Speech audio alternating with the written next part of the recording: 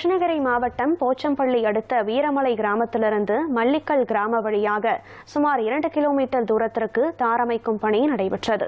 அப்போது மல்லிக்கல் கிராமத்தை சேர்ந்த சிலர் சுமார் 200 மீட்டர் தூரத்திற்கு தங்களது பட்டா நிலம் உள்ளதாக கூறி சாலை பணிகளை தடுத்து நிறுத்தியுள்ளனர். இதனை கண்டித்து கிராம மக்கள் சாலை மறியலில் ஈடுபட்டு வருகின்றனர்.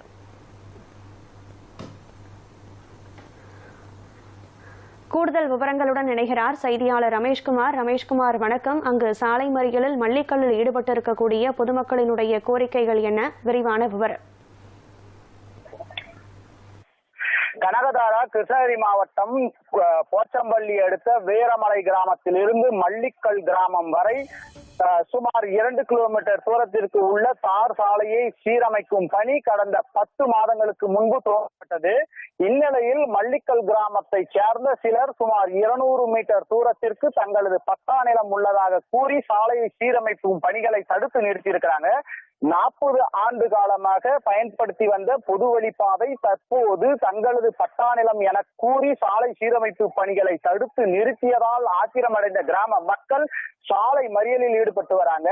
கிருஷ்ணகிரி மாவட்ட ஆட்சியரிடத்திலும் போச்சம்பள்ளி வட்டாட்சியரிடத்திலும் மனு அளித்தும் எந்தவித நடவடிக்கையும் மேற்கொள்ளப்படவில்லை என கூறி கிராம மக்கள் 100க்கும் மேற்பட்டோர் மல்லிக்கல் கிராம சாலையில் சாலை மறியலில் ஈடுபட்டு வராங்க.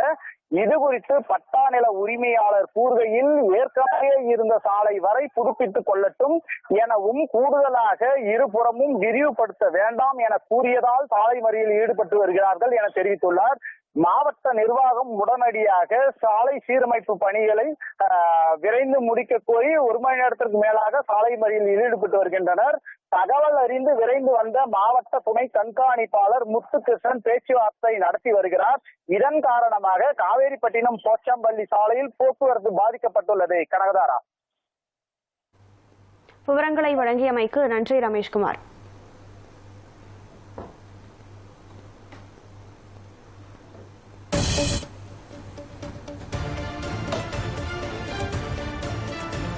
இது இந்த தார் சாலை அமைக்கிறதுக்காக ஒரு 4 மாசத்துக்கு முன்னாடி தோண்டிட்டு இது வரைக்குமே எந்த ஒரு நடவடிக்கை இல்லை. நாங்களும் கலெக்டர் கிட்ட மனு கொடுத்தோம், தாசில்தார் கிட்ட கொடுத்தோம், பிடிஓ கிட்ட கொடுத்தோம். அந்த கான்ட்ராக்டர் வராரு போறாரு. எங்களுக்கு வந்து ரோடு அலாட்மெண்ட் பக்கத்தில் இருக்கிற நிலத்துக்காரு ஒத்துக்க மாட்டேன்றாங்க. மெயின்ல இந்த பட்டாத இருக்குதுன்றதுனால எதுவும் அகலப்படுத்தக்கூடாது, ரோடு போடக்கூடாதுன்ற மாதிரி ஸ்டே வாங்கிட்டாங்க அப்படின்ற மாதிரி சொல்றாரு. அது பாத்தீங்கன்னா இப்ப அதுல இருந்து வர ஊர் பொதுமக்கள் எல்லாம் பாத்தீங்கன்னா ஸ்கூல் பசங்க, வேலைக்கு போறவங்க எல்லாருமே கிட்டத்தட்ட ஸ்கூல் பையன் ஒருத்தன் உளுந்து அது கை காலெல்லாம் உடஞ்சிருச்சு. அப்புறம் இன்னொரு அம்மா வந்து உடம்பு சரியில்லாத இருந்தாங்க. அது 108 ஆம்புலன்ஸ் வந்து ஏத்தின்னு போறதுக்குள்ள அந்த அம்மா இறந்துட்டாங்க. அதனால நிறைய பிரச்சனை இதனால நடந்துட்டு இருக்குது. கொஞ்சம் விரைவா அதை ரோடு சீரமைச்சு கொடுத்தா நல்லா இருக்கும்ன்றதுதான் எங்களுடைய கோரிக்கை. கிராமத்துல வந்து ஒரு 1500 ஏக்கரா விளைநிலம் இருக்குது. அந்த விளைநிலத்தை சார்ந்து கிட்டத்தட்ட ஒரு 350 குடும்பங்கள் வாழ்ந்துட்டு இருக்குது. அந்த 350 குடும்பங்களுக்காக தகவமைக்கப்பட்ட பள்ளிக்கூடம் 1, அங்கன்வாடி மையம் 1, நியாய விலைக்கடை 1, இவ்வளவும் அங்க செயல்பட்டு வருது. அந்த இவ்வளவுக்கும் எது பிரதான சாலைன்னு பாத்தீங்கன்னா இந்த போச்சம்பள்ளியில இருந்து காடிமாலை செல்றதுல இருந்து லெப்ட் போற வழிதான் பிரதான சாலை. இது வந்து 40 ஆண்டு காலமா இருக்குது. கிட்டத்தட்ட ஒரு 4 டைம் சீரமைச்சிட்டாங்க தார் சாலை போட்டு.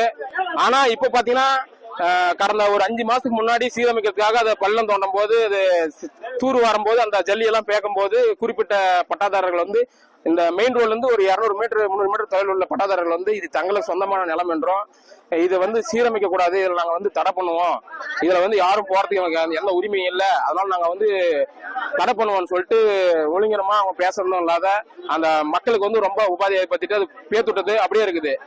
பாத்தீங்கன்னா கடந்த 1/9/2025 அன்று கலெக்டர் பெட்டிஷன் கொடுத்தோம். போய் பெட்டிஷன் கொடுத்து இது மாதிரி பண்ணி கொடுங்க சொன்னோம். ஒரு வாரத்தில் நாங்கள் சீரமைச்சோம்னு உத்தரவாதம் கொடுத்தாரு. அதுக்கு முன்னாடி எந்த நடவடிக்கையும் இல்லை. அதுக்கு பின்னாடி மறுபடியும் போய் அவரவே அணுகி மறுபடியும் பேசணும். அவரும் மறுபடியும் எந்த இதுவும் இல்லை. தாசில்தாரை போய் பாருங்க, வீடியோவை பாருங்க, வீடியோவை போய் பார்த்தோம். வீடியோ காட்டியும் எந்த தகவல் இல்லை. நீங்க போய் கான்டாக்ட பாரு, அலட்சிய பதிலே எல்லாரும் அத்தனை அதிகாரம் அலட்சிய பதிலே சொல்லிட்டு இருக்காங்க. கடந்த ஒரு 15 நாளைக்கு முன்னாடி ஒரு ஆம்புலன்ஸ் வந்துச்சு. உள்ள ஒரு அம்மா வந்து உடம்பு சரியில்லாம இருந்தாங்க. அந்த ஆம்புலன்ஸ் பாத்தீங்கன்னா குறிப்பிட்ட டைம் போய் வந்து போக முடியல, அந்த அம்மா இறந்துட்டாங்க. போச்சம்பள்ளி ஜிஹெச்ல இறந்துட்டாங்க. இதுவெல்லாம் ஒவ்வொன்றும் நடக்கிறத பாத்தீங்கன்னா இன்னொரு பையன் பாத்தீங்கன்னா காலு அடிபட்டு உட்காந்துருக்கான். ஒரு காலேஜ் போற பையன் கால் அடிபட்டு உட்காந்துருக்கான். இந்த வழியில போக வேண்டியவன் வேற வழியில கட் பண்ணி தவறுலாம் வேற வழியில போய் அங்க வந்து ஆக்சிடென்ட் ஆகி அங்க நின்று இருக்கிறாங்க. இப்படி பாத்தீங்கன்னா ஒவ்வொரு நாளைக்கும் ஒவ்வொரு துன்பத்தை வந்து இந்த கிராம மக்கள் வந்து சந்திச்சு வராங்க. தினமும் நித்தமும் வந்து டெய்லி அந்த பிரச்சனை போயிட்டே இருக்குது. ஒரு பால் வண்டி வர முடியல, ஒரு நியாய விலைக்கடை வண்டி வர முடியல, ஒரு பள்ளிக்கூடத்துல போற பசங்க 2 வீலர் சைக்கிள் போக முடியல. எல்லாரும் பேரண்ட்ஸும் எந்த பிரைவேட் வேனும் உள்ள போக மாட்டேங்குது. எல்லா பேரண்ட்ஸும் அங்கிருந்து கூட்டு வந்து இங்கதான் விடுறாங்க, ரோட்ல தான் விடுறாங்க. ரொம்ப சிரமத்துள்ள வராங்க.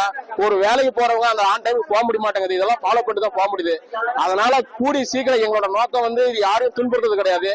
எங்களோட நோக்கம் எங்களுக்கு சீரமைச்சு, எங்களுக்கு 2 நாள் எங்களுக்கு வந்து சீரமைச்சு இந்த தார் சாலையை வந்து சீரமைச்சு கொடுக்கணும். இப்ப தற்போது 3 மாசத்துக்கு முன்னாடி சாலையை புதுப்பிக்கக்கூடிய பணி ஆரம்பிச்சாங்க. ஜேசிபி இயந்திரத்தை வச்சு தார் சாலை பூரா நோண்டிட்டாங்க. நோண்டதுக்கு அப்புறம் இடையில ஒரு 200 மீட்டருக்கு பட்டாதாரர்கள் இது எங்க நேரம் சொல்லி சாலை சீரமைக்கிற பணியை தடை பண்ணிட்டாங்க. இது தொடர்பா நாங்க மாவட்ட ஆட்சியர் இடத்துல 2 டைம் மனு கொடுத்தோம். தாசில்தாரை பார்த்தோம், வீடியோவை பார்த்தோம். இதுக்கான எந்த நடவடிக்கையும் இல்லை. அதனால நாங்க வந்து ஊர் மக்கள் வந்துட்டு சாலை மறியலில் ஈடுபட்டு இருக்கோம். இதுக்கு முன்னாடி எங்க ஊர்ல வந்து அரசு தொடக்கப்பள்ளி ஒன்றும், ரேஷன் கடை ஒண்ணு, அங்கன்வாடி ஒண்ணு செயல்பட்டு வருது. அனைத்து தேர்தலுக்கும் வாக்கு சாவடி அமைச்சு வாக்கு சாவடி நடந்துட்டு இருக்கு. போக்குவரத்துக்கு இந்த சாலை மட்டும்தான், வேற எந்த சாலையும் கிடையாது. இதனால ஊர் மக்கள் எல்லாம் ரொம்ப பாதிப்பு அடைஞ்சிட்டு இருக்கோம். தர்மபுரியில இருந்து 23A சொல்லிட்டு ஒரு அரசு பேருந்தும், கிருஷ்ணகிரியில இருந்து 45 சொல்லிட்டு ஒரு அரசு பேருந்தும் வந்துட்டு இருந்தது. அந்த பேருந்து இப்ப வரதில்ல. பள்ளிக்கு போற பசங்க, காலேஜுக்கு போற பசங்க, மற்ற இதர வேலைக்காக போறவங்க எல்லாரும் ரொம்ப பாதிக்கப்பட்டிருக்கோம். இது தொடர்பா நாங்க யாரிடம் முறையிட்டோம், இதுக்கான பலன் இல்லை. அதுக்காக வந்துட்டு இந்த அரசை கண்டிச்சு நாங்க போராட்டத்துல உட்கார்ந்துருக்கிறோம். இந்த மக்களுடைய நலன் கருதி கூடை விரைவில் இந்த சாலையை திரும்பவும் எந்த ஒரு தடையும் இன்றி ஊர் மக்களும் மற்ற தரப்பினர்களும் பயன்படுத்துமாறு இந்த அரசு செயல்படுத்தி கொடுக்குமாறு, இந்த சாலையை சீரமைச்சு கொடுக்குமாறு கேட்டுக்கொள்கிறோம்.